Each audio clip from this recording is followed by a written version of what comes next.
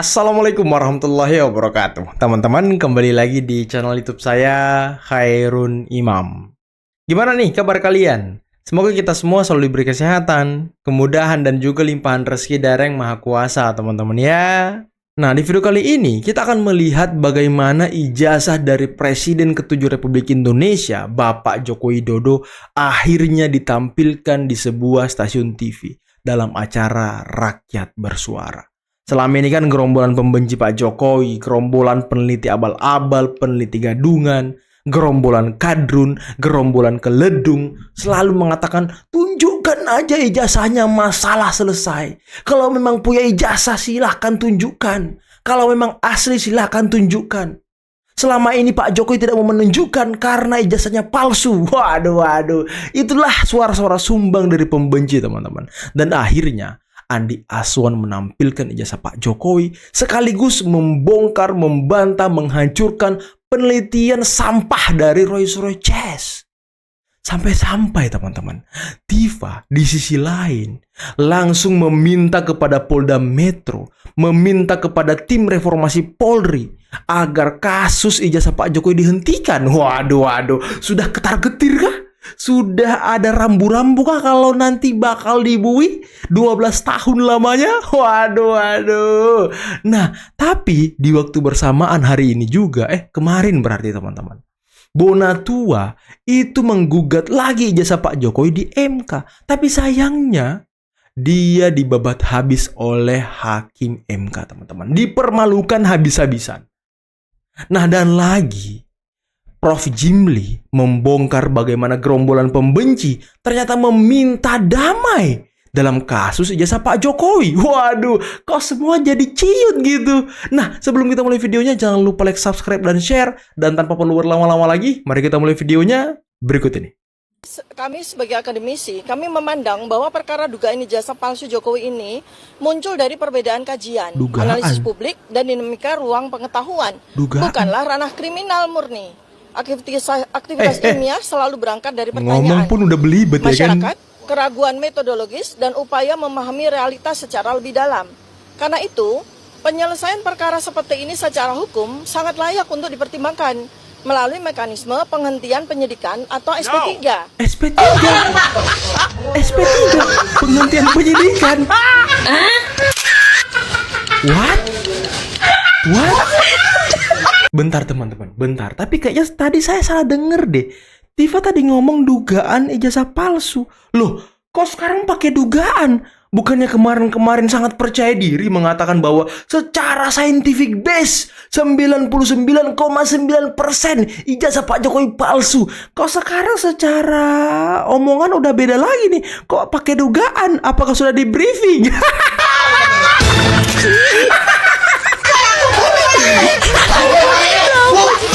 Ini pertama kali nih.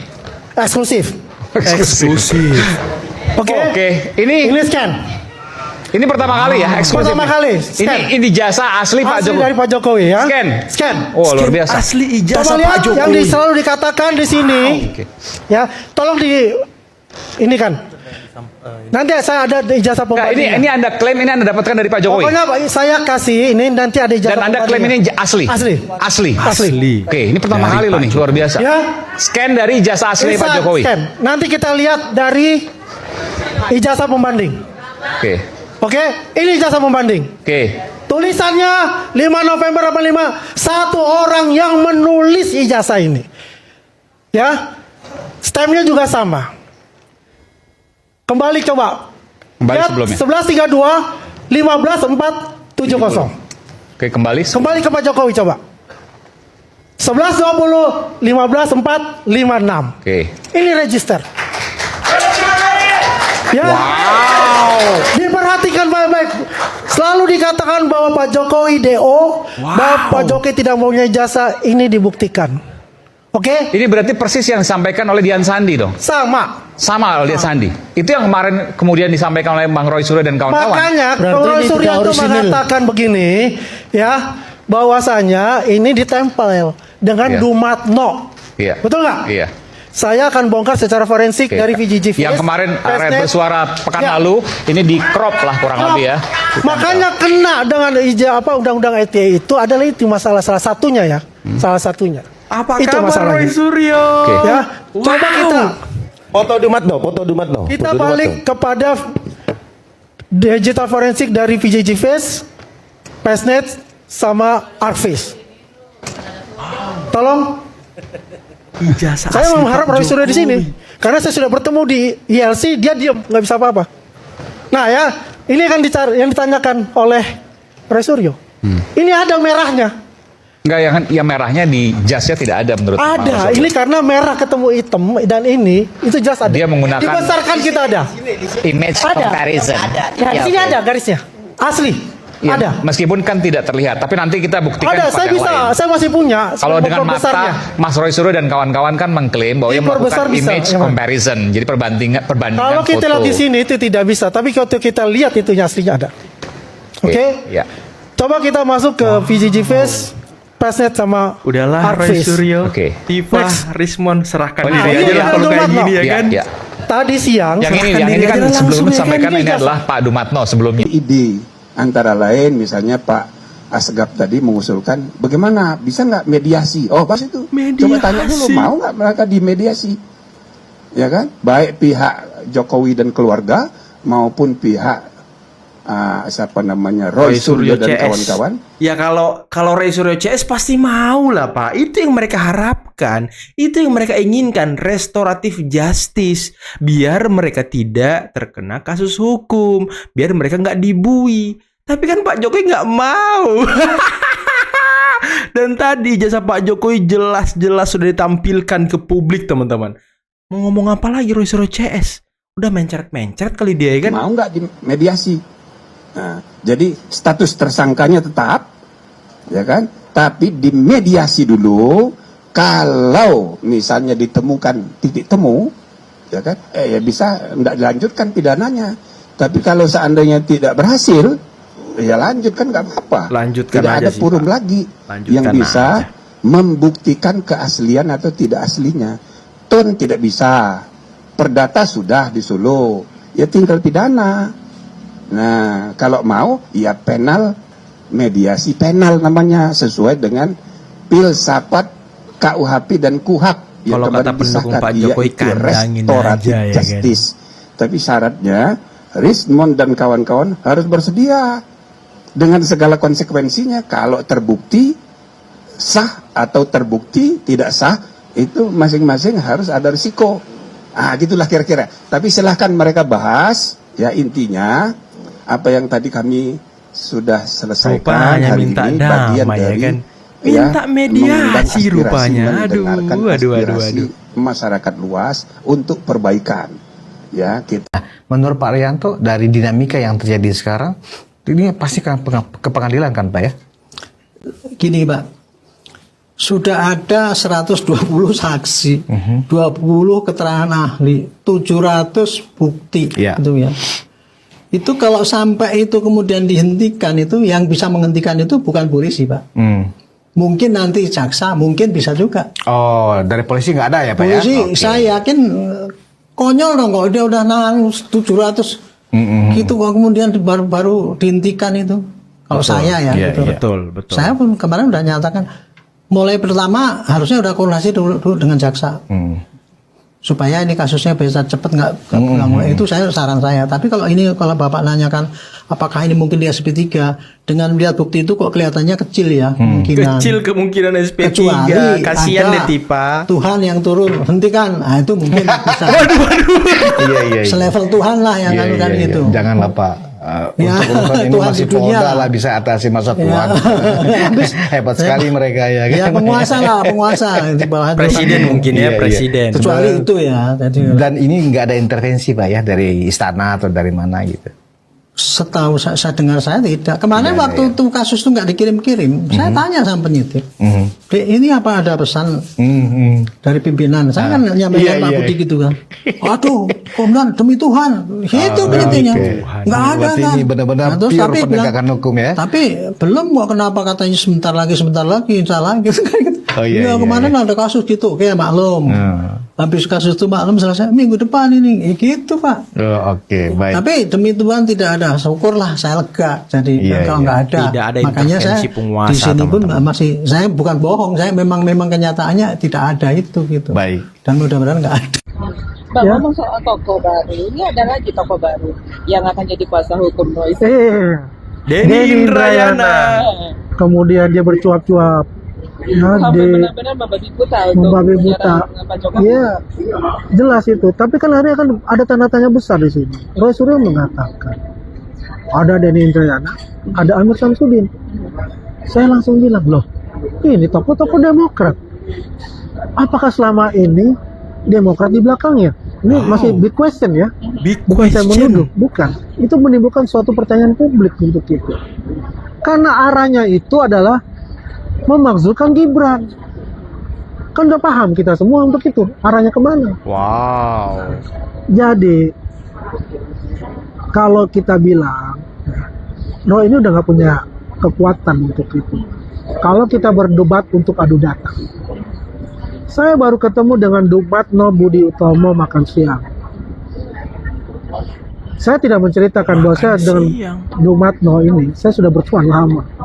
4 tahun saya sudah berteman dengan beliau. Tahu story-nya seperti apa.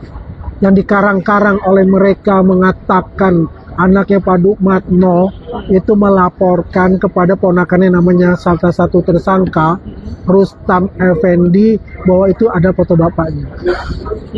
Anaknya Pak Dumatno Budi Utomo itu anggota DPRD Kota Surakarta. Wow. Ya, itu omong gede, omong bohong. Omong kosong berarti ya si Rustam Effendi itu ya. Bukan hoax, fitnah. Fitnah dia, si Rustam Effendi. Assalamualaikum. Roy Suryo sudah bertobat dan bersujud kepada Gibran. Wow. Wih, sopan banget.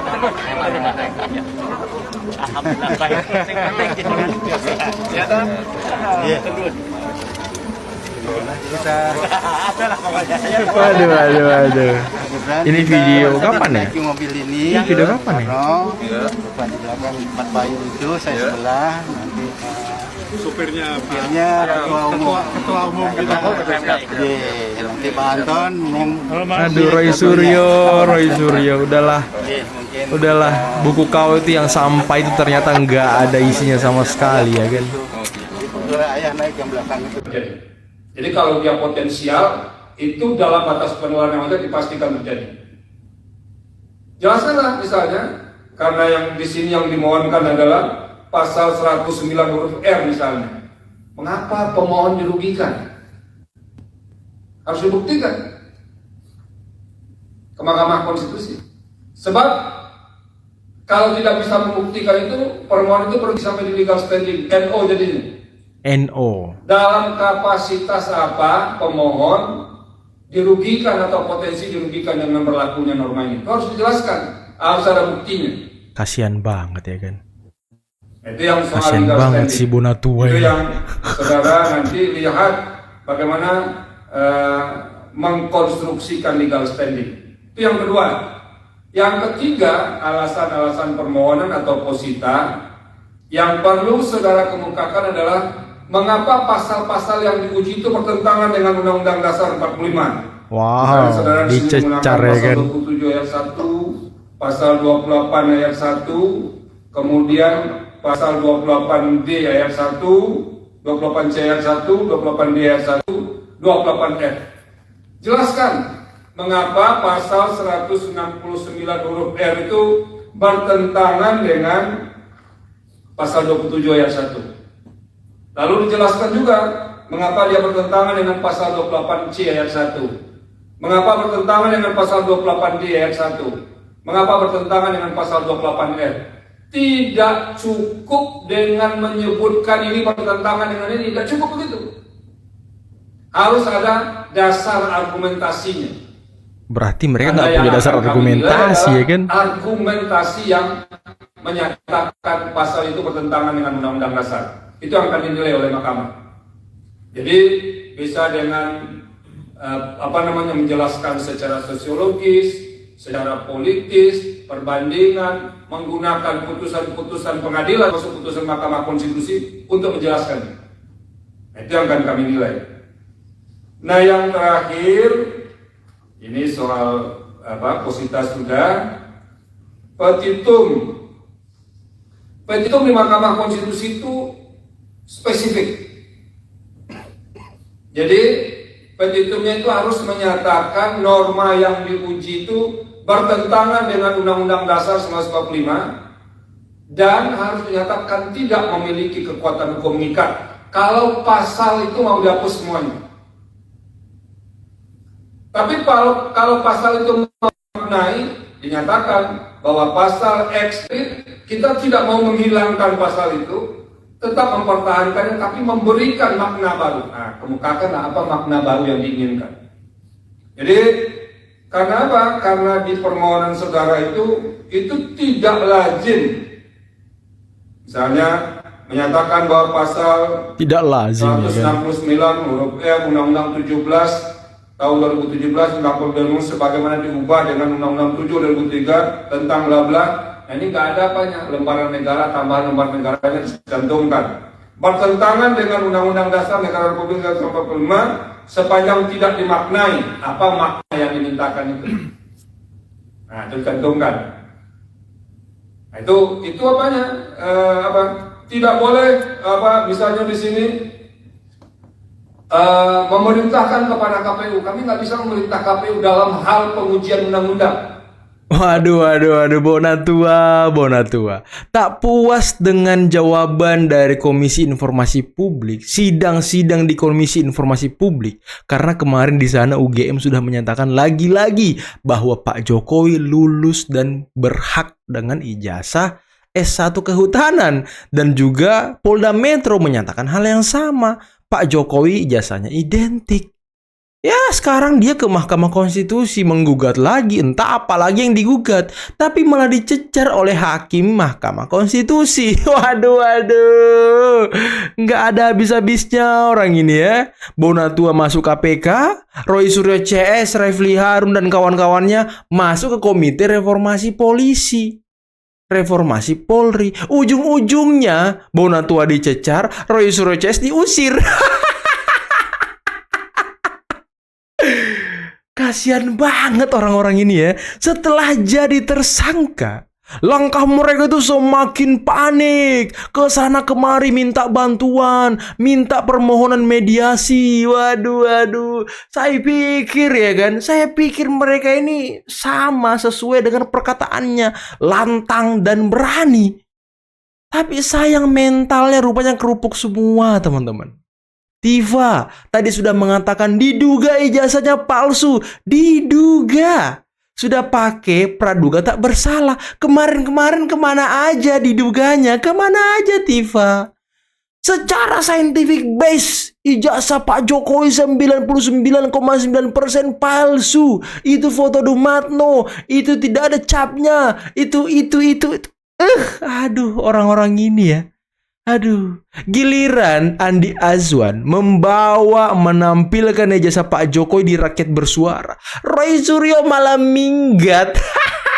Nggak berani hadir, teman-teman. Padahal kalau kita lihat ya, Rakyat Bersuara ini seolah-olah atau seakan-akan merupakan home base dari Roy Suryo CS. Tapi ya mungkin kemarin dia sakit hati gitu ya kan ketika Rakyat Suara sebelumnya. Ya karena Aiman waktu itu langsung mempermalukan Roy Suryo. Besok kan Anda diperiksa Polda Metro. Sudah siapkan koper belum? Ya salam. Ini kasus Pak Jokowi ini makin hari makin lucu ya. Aduh, bukan Pak Jokowi yang lucu tapi Roy Suryo CS yang makin lucu, teman-teman. Aduh, mohon.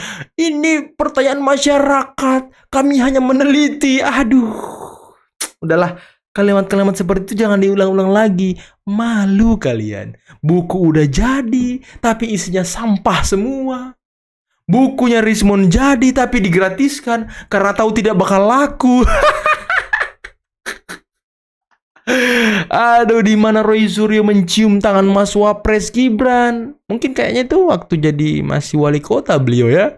Video lama soalnya masih pakai masker. Kayaknya itu pas Covid. Nah, mungkin pas Mas Wapres ini masih wali kota, teman-teman. Sopan banget. Sorry teman-teman, agak ada yang muncrat. Saking senangnya saya melihat video tadi. Aduh. Udahlah, ini kalau kata Bung Aristo, salah satu pakar hukum UI. Ya, Pak Jokowi sudah menang 6-0. Kalau saya bilang sih ini 100-0 udah nih. 100-0. Kalau kata netizen di setiap video-video saya, kandangin katanya, kandangin aja, dikurung aja langsung, tangkap aja langsung. Waduh. Itu suara-suara netizen, teman-teman, yang sulit untuk dibendung. Dan ya, saya pikir Roy Suryo CS sudah tahu dirinya bakal dibui. Makanya sekarang berusaha untuk cari jalan keluar agar mereka tidak terjerat kasus hukum lagi. Karena Roy Suryo residivis, teman-teman.